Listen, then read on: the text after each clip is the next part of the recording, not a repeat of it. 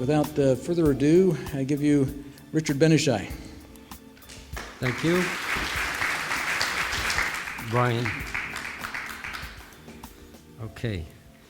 To tell you a bit about myself, I was an engineer, electronic engineer, until about 2005. Then I got lucky and I got laid off. And then I pursued geobiology, which I started in 2000 for the rest of the time, full time. I don't miss anything about engineering. In geobiology, I'm capable of helping others, and I do that either through myself or with the help of my students.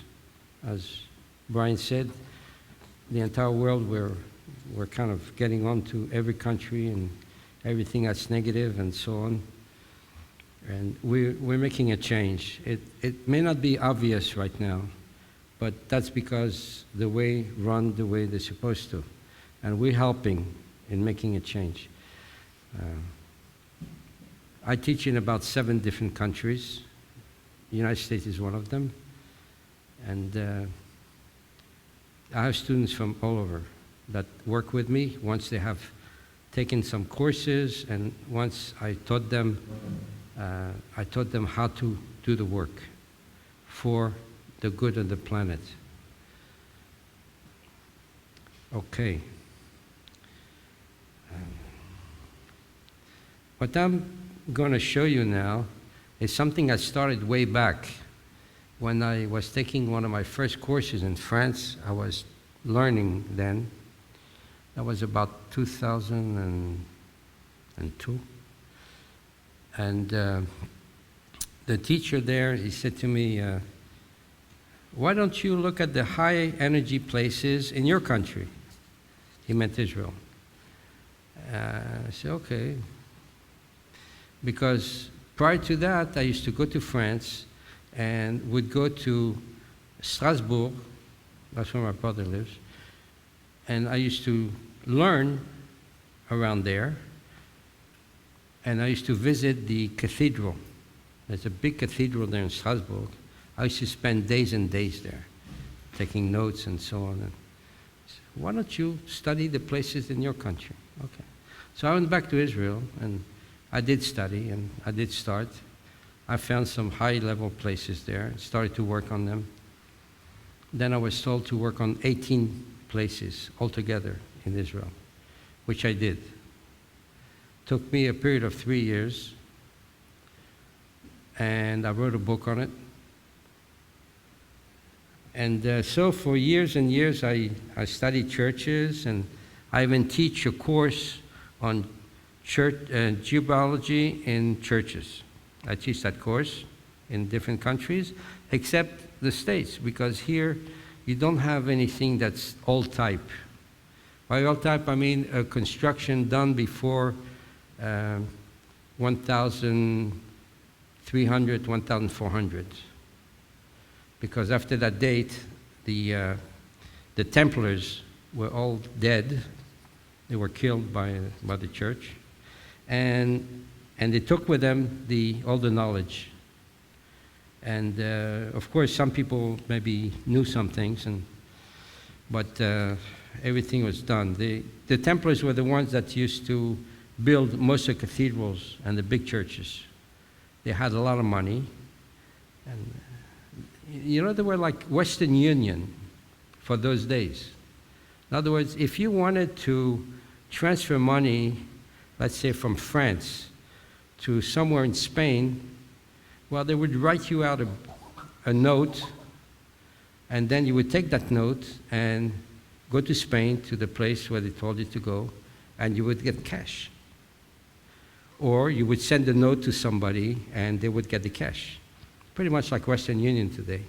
And so they were in business of money, sending and buying things and so on, and they were also fighting the wars, the Crusader Wars. And they were becoming very powerful, so the church decided that it was best to do away with them. Well, that's a part. Then when I studied the synagogues, what I found out was there was a big resemblance between the layout, the energetic layout of a synagogue to that I had studied in France for the churches. So it's the same. They use the same things. And last year I was in Turkey. I was teaching in Turkey, and before the classes, we had a couple of days, and we visited 2 mosques. This was the first time for me. First time I visited a mosque. And when I visit a place like a church or a mosque or whatever, then I don't look up at the nice, beautiful windows. I look down, with my pendulum, with my antennas, and that's what I look for. I look for things that are usually unseen. And those things are the ones that give the place its energy. This is why when you go in a cathedral, you feel, as you get closer to the hostel, the altar, then you start to feel more and more energy. And so I had a chance to visit these 2 mosques, and lo and behold, they behave the same way than churches and synagogues. I found the same things there. So this presentation is basically on the comparison of these 3 types of buildings, just for you to see that they really are quite common. Well, let's first clear up a few things before we talk about the buildings so that you can follow. Well, first thing we're going to talk about is what are these things and what do they do? Because if I describe these things to you in relationship to a home, well, they're all negative. Okay? What happens is when you go into a building like a synagogue or a church, cathedral or mosque, the building itself now is going to ask pretty much like a dolmen. People know what a dolmen is? Basically, it's a table like this one, made of stone, one side, another side, and a big slab on top. Some of these are really huge. They weigh like 20 tons. Now, I don't know how they did the work then. And in a dolmen, they used to put these dolmens over currents of water. They used to feel the water by hands. They didn't have antennas. They used to feel the water by hand. And they would put the dolmens over the current as it was flowing into the village. In this way, there was a transmutation of energy from negative to positive. The water going under the village was positive energy. Okay? And that's what they did. They knew that. But in your homes today, unfortunately, when you have water running under your home, it generates negative energy. And you're going to see why. The same for faults, the same for chimneys, vortexes, let's say, same family, and the same for the Hartman and Curry networks. So let's talk first about underground currents. In underground currents, when you have the current running on the edges of the current, on the banks of the underground river, you have some very high energy, well, higher than the rest. It's in millivolts, but it's higher, and it's generated there.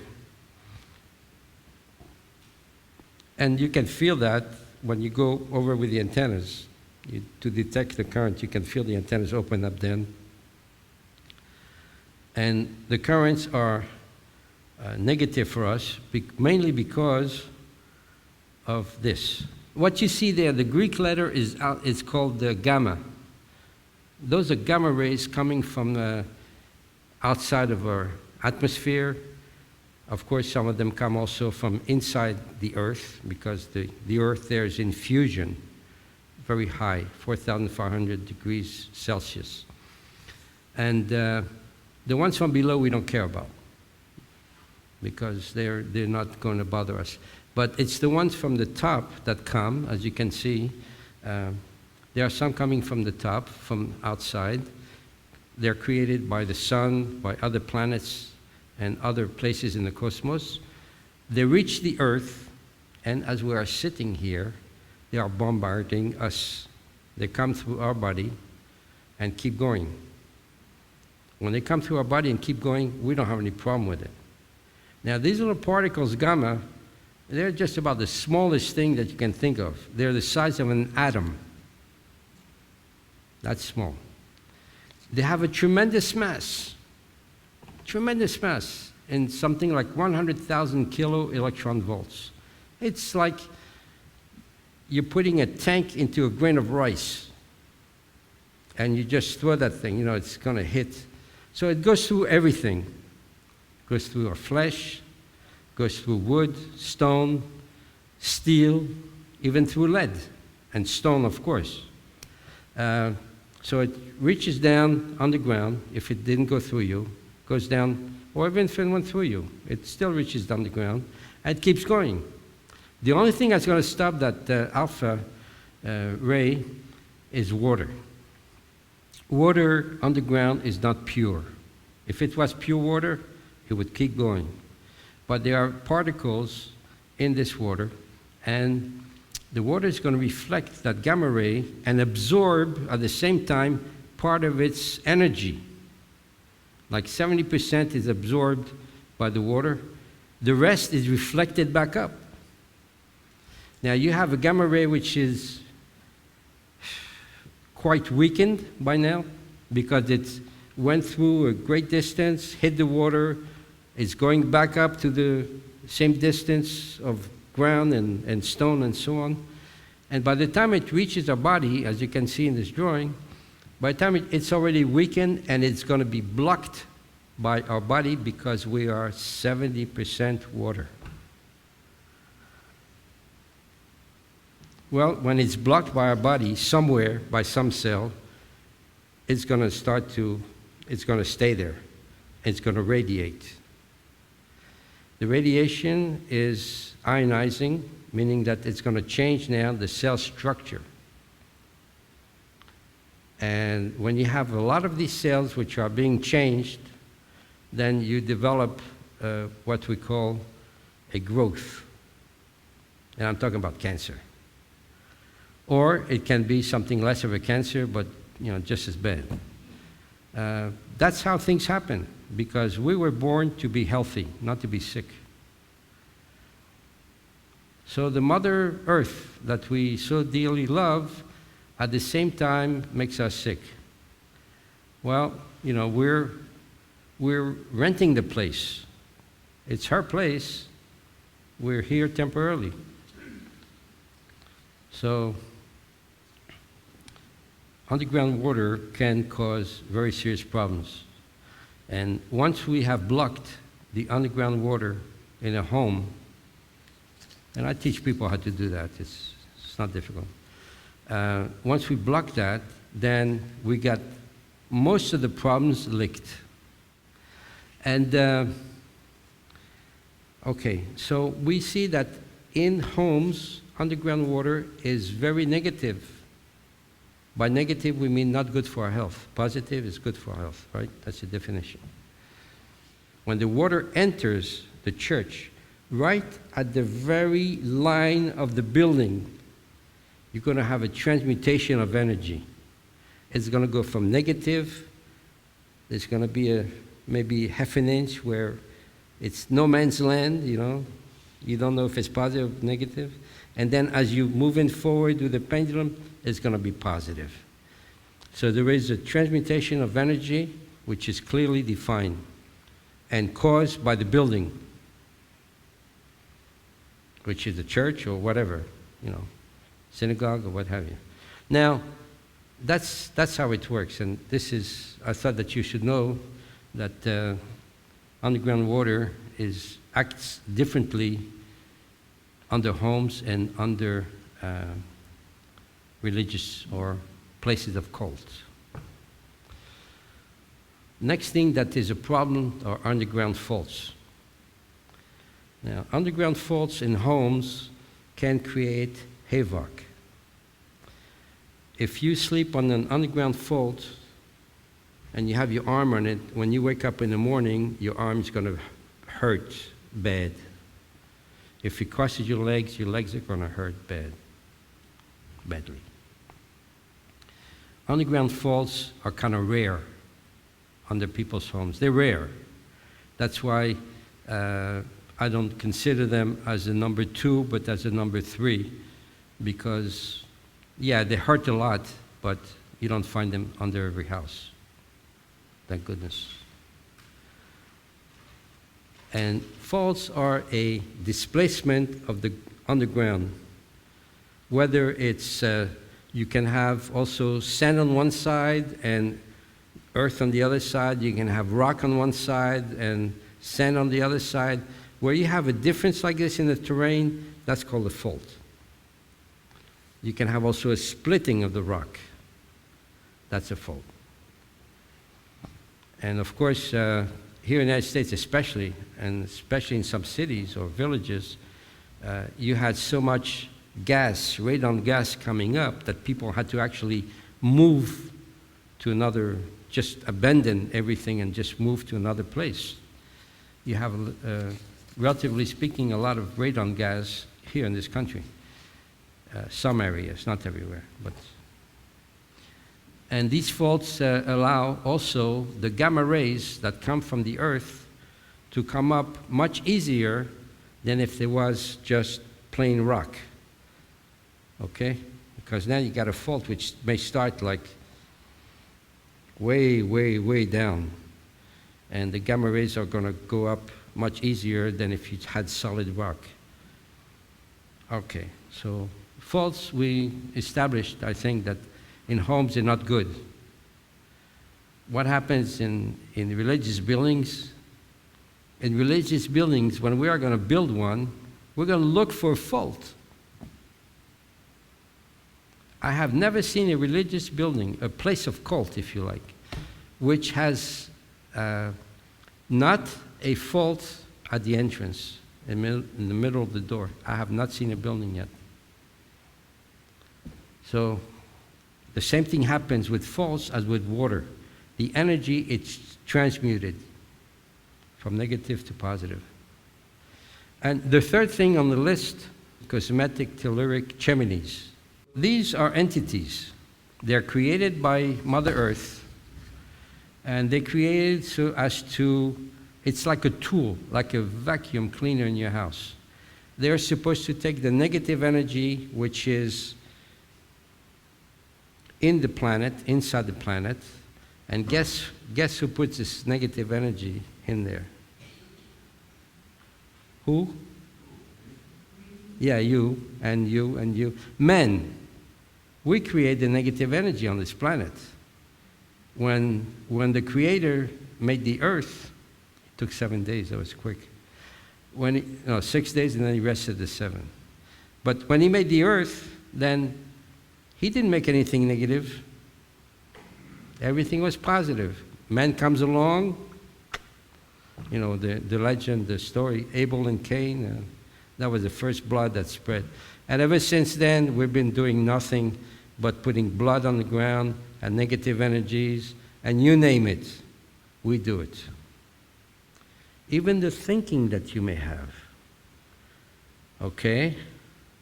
You're thinking about your neighbor. You say, oh, that son of a, just saying that, it creates now, you dissipate this negative energy, it goes into the walls of your house, of course, and it also goes on the ground. And when enough people do that with a negative thinking, then it goes into the earth and saturates it. In order to clean itself, the earth created chimneys. I'm going to say, I'm almost positive that when the earth was created, there were no chimneys. It came out of necessity. After man did so many things to make it negative, the earth created chimneys, and the chimneys, as you can see there, part of the chimney is in the ground, part is above ground. It is invisible to the eye, but nonetheless, it's there, it exists. I teach people how to locate them in a house. and how to move them outside the house to a special place.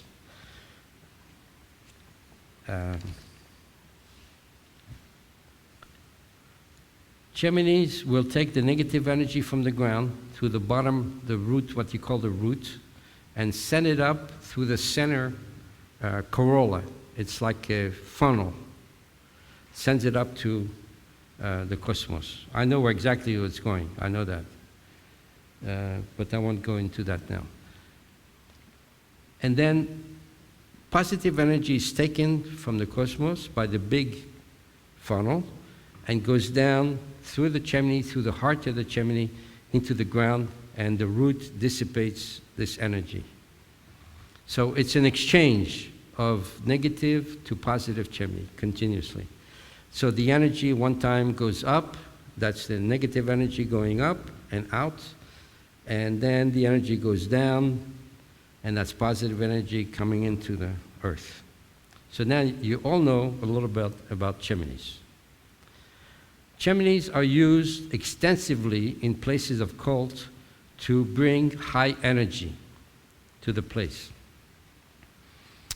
To give you an example that you can easily relate to, it's when you go inside churches, you usually have what they call the holy water. It's like made of stone sometimes. It's like, in French they call it bénitier. And you put your hand in it and put it on you. And actually in each and every one of the bénitier, of these, what they call in English, holy water? What? A font. Yeah. The font is also, right. It's also a name that I've seen in a baptistry. It's a place where they baptize you. I've seen that in Israel, in one church there, a big font. It's about diameter, it's stable, and people used to sit inside and get baptized. So these fonts, if they have, let's say, something like 2 feet in diameter, you're going to find a chimney that's there 2 feet in diameter. And the chimneys are also used in other places, in the church, or in the synagogue, or in the mosque, in order to give more energy to the place. So these things can be created by men. Like I said, in places of cult, people created them. They can be created by other chimneys. They have babies. They can be created by extraterrestrials. I know that for a fact. And they can be created by, well, that's about it. I guess that's about it. That covers everything. So they're tools used by the planet Earth to purify itself, or the tools used by man in order to give more energy to the place. All right. These things are used also, I forgot to say, in homes you will not find positive chimneys. You will find only negative chimneys. Usually they get around. They travel on either the Curry network or the Hartman network. They're used as a transport for the chimneys, and they're actually attracted by our energy. So if you have a home that's under construction and it's finished, but the people didn't move in yet, you will not find chimneys there. I have plenty of examples of this. Okay? And once people move in, then the chimneys are attracted and they come there. And they're attracted by our energy, and they feed off of us, of our energy. That's the way it is. They don't do it intentionally, it's just the way they are. And they settle mostly on the bed of people or in the living room when you're watching TV or places of work. And of course, they pump energy from us because they're negative and they take our energy. In churches, in synagogues, in mosques, and in other places, sometimes outside in the countryside, you will find positive chimneys only. Okay? So, We use them to our advantage in these places. And the last thing that most everybody knows is the Curry and Hartman networks. And those also used in places of cults in order to increase the energy. At home, they're negative. If you sleep on a Hartman line, it's going to influence your body, your cells in your body. It work on the cell level and influence you. The minute you enter a church, all that negative network outside becomes positive, the same. And the way that they use in churches is that, well, I say church because mostly I worked in churches, is that they use a system of demultiplication. Not multiplication, but demultiplication, where they take a single Hartman or Curry line and mentally they split it to 3, 5, sometimes 7 different lines. One line being negative, the rest being positive. You see? And so in this way, they can improve the energy in the place. You have a lot of energy, especially when they do it in the walls, where the outside of the wall is negative and the center and the inside of the wall are positives. They use that in columns. You see a lot of columns in these old churches. Well, the energy of going under the column, that also is split from one single line, and I've checked this many times. Depending on the number of columns you have a different number of splits. And this energy goes up the column and comes back down to the people here. They are like showered by positive energy. Okay. All right. This is way back. This is like, 15th century before the Common Era. So almost about 3,500, 4,000 years ago. You had the pharaohs, you had the dynasty, the Egyptian dynasties. This particular temple was done by a name like this, Amephobois or something like that. It's about minus 1,350, around there. Took him a few years, like 40 years. This is called the Temple of Men. The reason it's called the Temple of Men is because it is done according to the human structure. There were studies done way back in the 50s by a young lady and her father on this temple, and they found out that this was done by parts, 9 parts, each one depicting a particular area on the body. What you notice here in particular is that the shape. It's not straight like this building. No, somewhere along the line there is a turn. I think it's quite evident here. See the turn? Does everybody see the turn? Anybody doesn't see the turn? It goes up like this on an angle and then straight up. See that? Okay. Why did they do that? Because already then they were using the fault that was there as the centerpiece, as the tool to increase the energy in the building. And the fault was not straight, so I said, okay, it's not straight.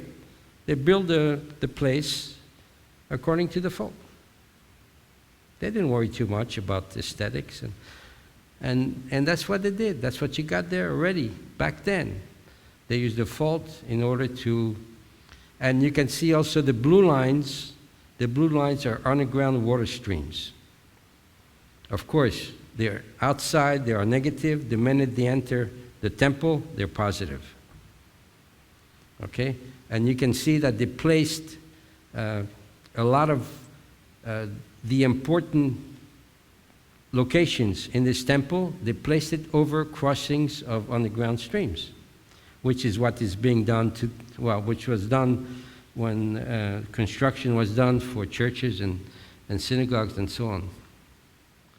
This is, this is like a timetable where it shows that the first temple, the first Jewish temple built in Jerusalem, was built like almost 1,000 before the Common Era. And then it was taken down, and then they built a second temple, and that was taken down, and people spend the time there destroying and building this waste. Okay, then if we're going through time, then you can see the first church was built in Greece about 250 after the Common Era. And then the first mosque was built in Cuba. It was a Cuba mosque, and it's in Medina. And that was built by Muhammad, and that was about 620 or so. In the timetable that we have here, we see that the first thing that was done was this Egyptian temple. That was the first creation. And then the first Jewish temple was built many thousand years after that. It was built first, and then you had the Christian houses, the church, and then the mosque, as far as time is concerned.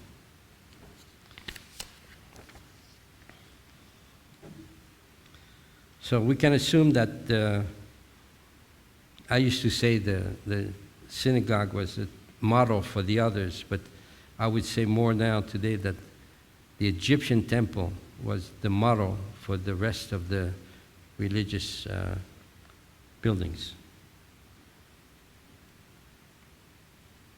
Let's start with the Jewish temples. I took this one because it's one that I visited, of course, and so on, and I worked on it. But in this picture, you see on the left side, in blue, you have what a reconstructed model of what that building used to look like. On the right side is what it looks like today. So it was a 2-floor structure. The second floor used by the women,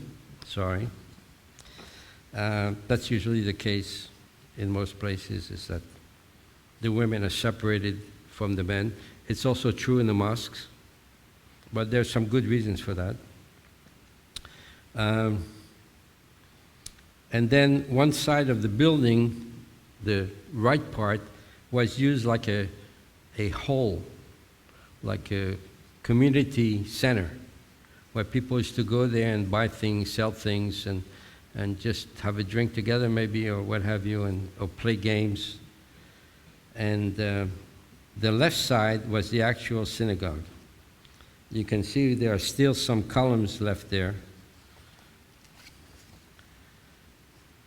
And I'm going to move to the actual picture. There you go.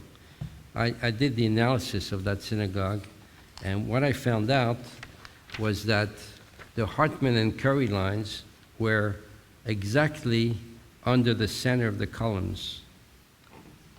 What happens, it's not like I believed at first. For a couple of years, I went on believing that they built the columns right on top of the crossings. How foolish. What happens is that people, geobiologists at the time, with their hands, they moved the lines to where they wanted to, and they blocked them in place. This is something I also do in the classes when we study. I teach that people had to move the lines just to see that we have the mental capability of doing such things. What you have in the center, right there in the center, is a fault. People look for that fault in order to build the synagogue on it.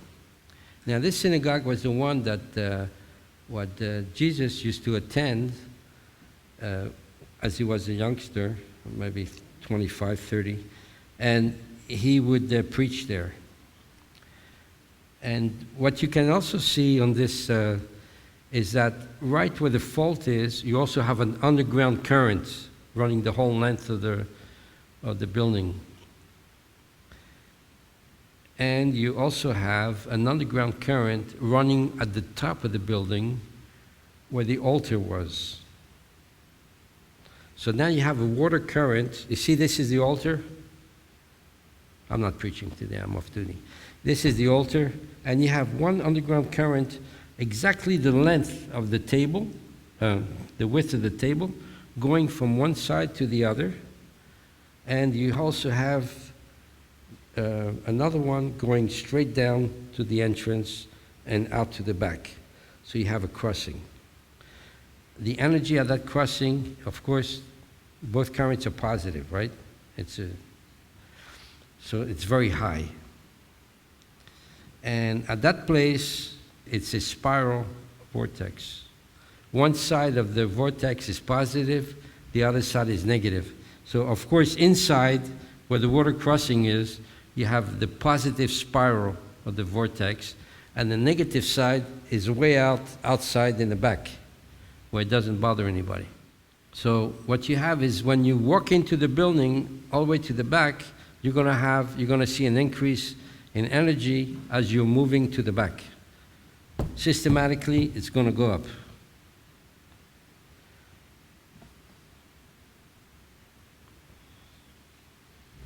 So this is the synagogue, okay? Now watch what happens to the other buildings. Yeah, I took another church that I studied. I used to learn there. In France, I went there many times. I studied there. This is from the 15th century, about 1430. And it's in Alsace, in France, Rheinecker. It's near Strasbourg.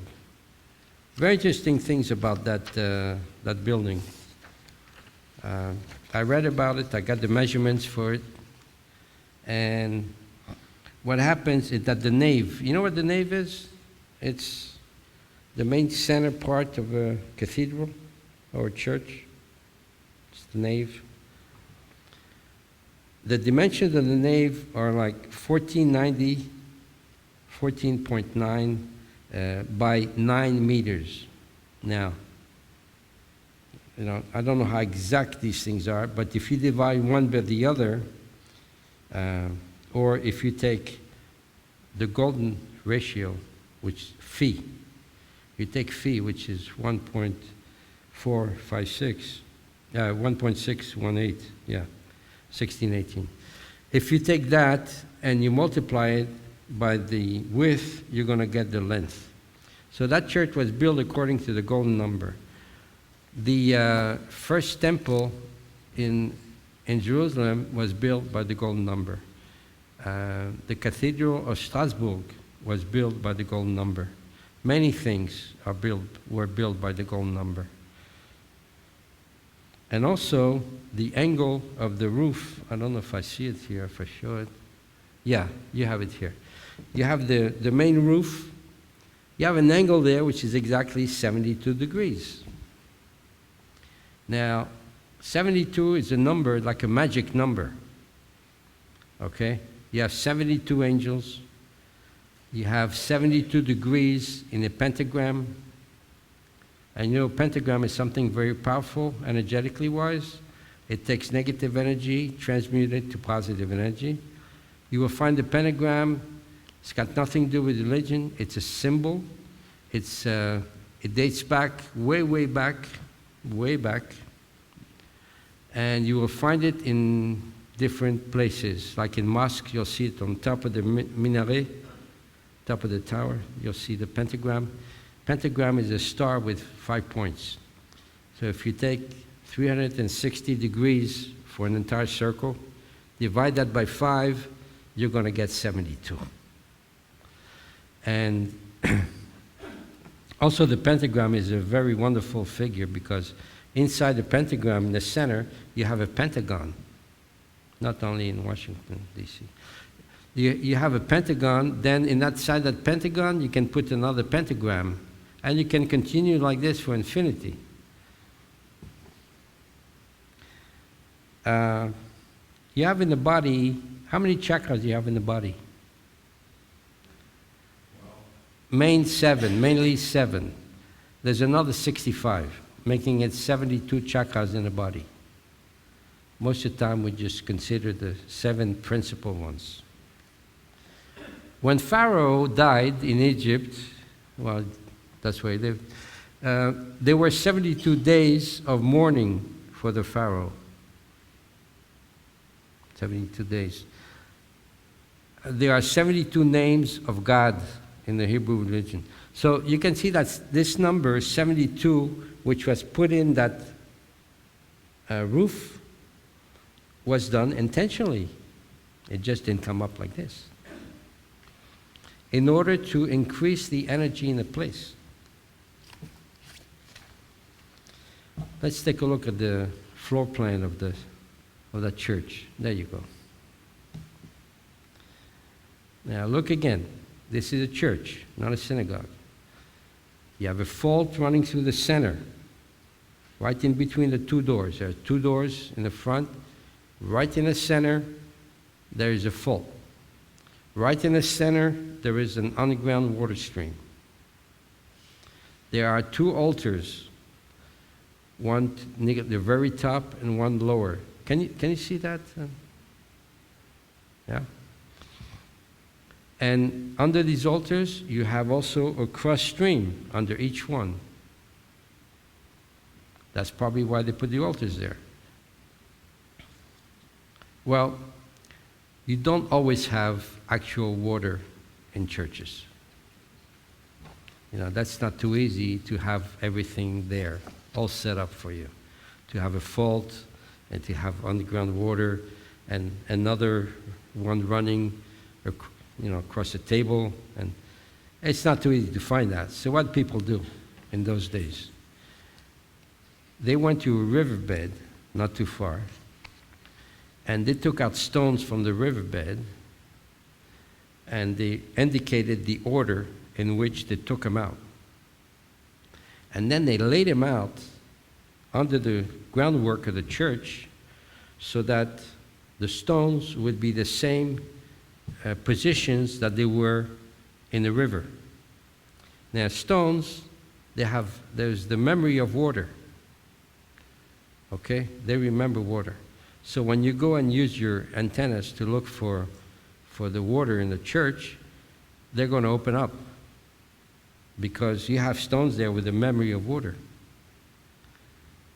Sometimes you may have real water there, but it's very rare to find that, to find all the combinations.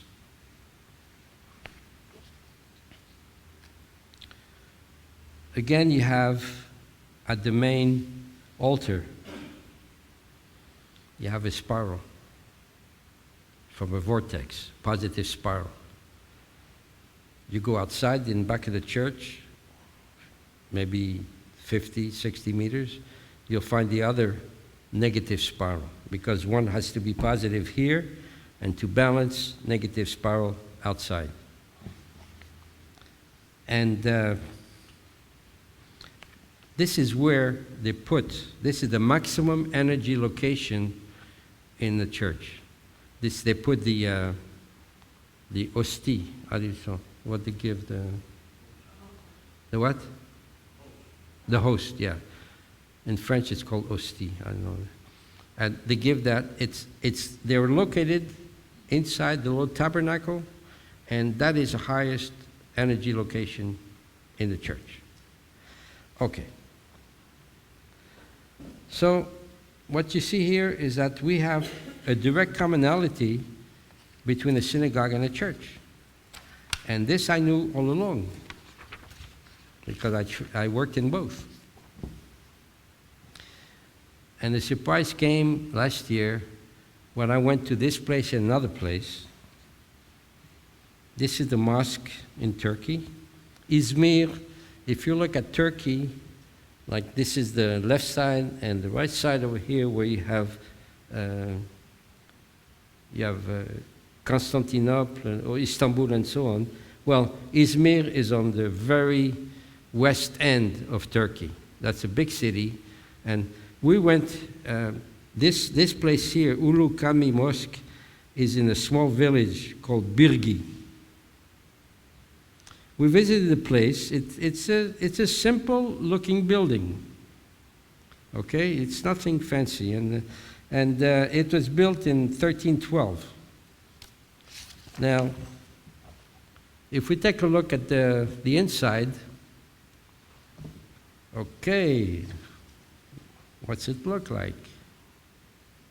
It looks like a church. It looks like a synagogue. In this place, you had exactly, you had two entrances, and you had two currents, you had two faults running across.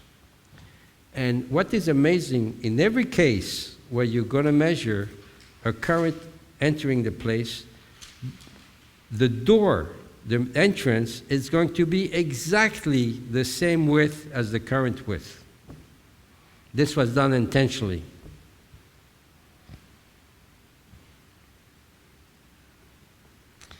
As you increase, as you go in from the bottom part of this drawing to the top part, the energy increases as you progress along. The same as you would if you were in a synagogue or in a church or in a cathedral. The same. The electromagnetic networks, Curry and Hartman, they are also located under the columns inside this mosque.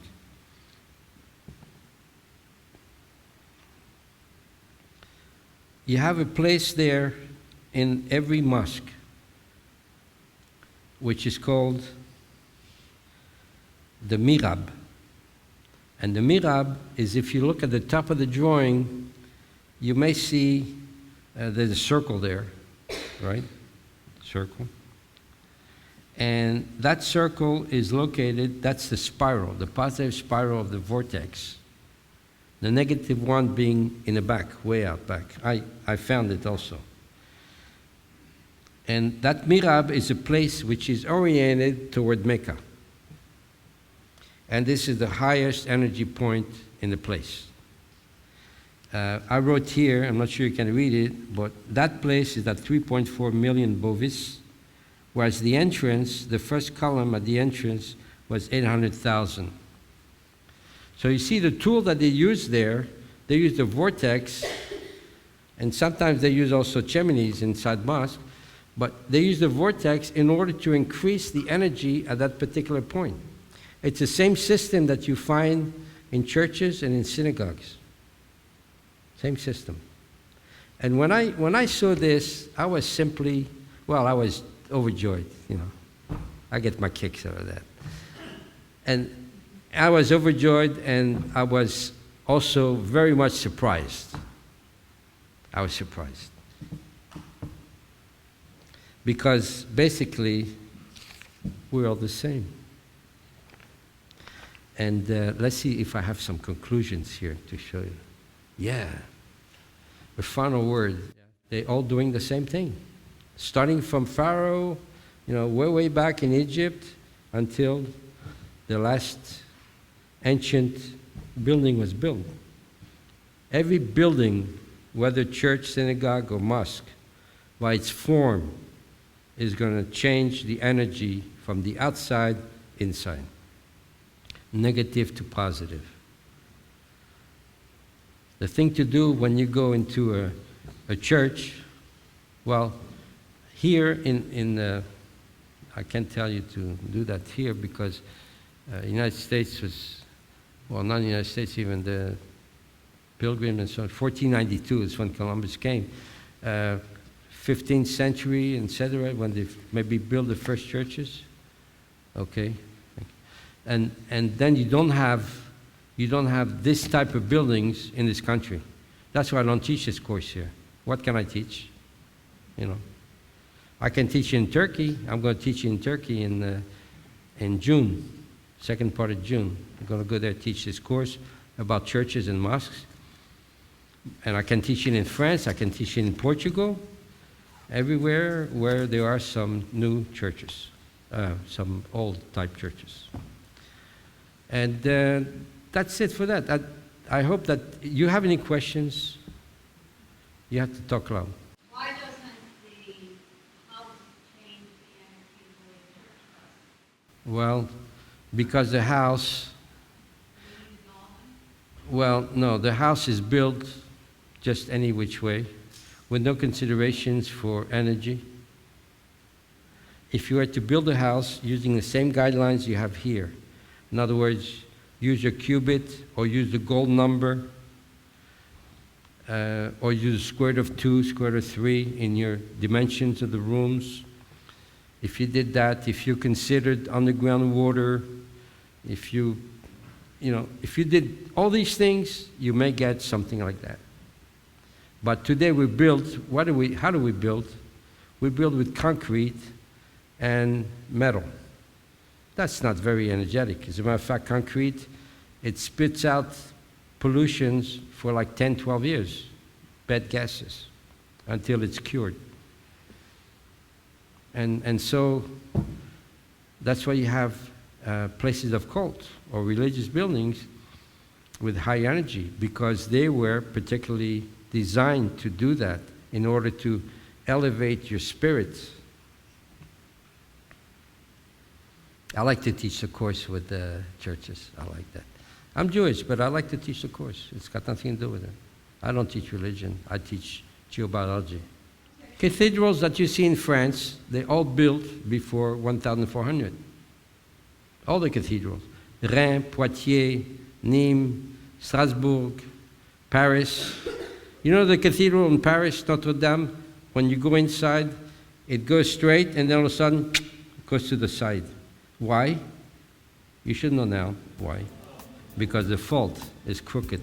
So they build the building to match the fault. And that's about it I have to offer for today.